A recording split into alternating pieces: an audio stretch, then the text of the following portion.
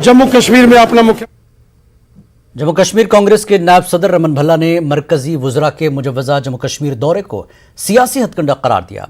उन्होंने कहा कि हुकूमत तरक्याती सरगर्मियों में तेजी लाने में नाकाम साबित हुई है। कश्मीर में भाजपा की तरफ से जो हिस्टोरिक ब्लंडर यहाँ पे हुए हैं, लोगों में बहुत भारी गुस्सा यहाँ पे है। शायद भाजपा इस चीज़ को समझ पाई है।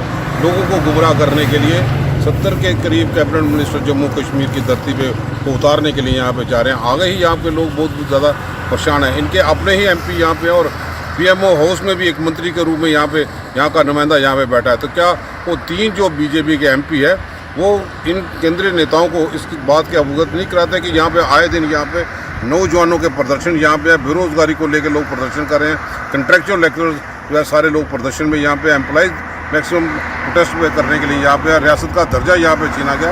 लोगों की दिक्कतें हैं। मैं समझता हूँ 7 साल में क्या भाजपा अपने एमपीओं के जरिए लोगों की परेशानियों को समझ नहीं पाई। और ये आज के इस दौर में पहले भी 36 कैबिनेट मंत्रियों ने यहाँ पे दौरा लगाया, लेकिन 70 के लोगों का यहाँ पे दौरा लगाने से एडमिनिस्ट्रेशन को व्यवस्थ करने की बात यहाँ पे और अपनी बुराइयाँ, अपनी खराबियाँ, अपने हिस्टोरिक ब्लंडर को छुपाने के लिए ये दौरे यहाँ पे लगाए जा रहे हैं, जिसका कोई मतलब यहाँ पे नहीं निकलता। उससे बेहतर ये होता है इतना करोड़ों रुपए का खर्च लगा के आम जनता के हितों की रक्षा करने के लिए वो कदम उठाए जाएं, ताकि लोगों को भी राहत मिले। और ये जो आए दिन ये ढंग से ये शगुफे, ये जुमले हैं, मैं समझता हूँ लोगों से तंग आ।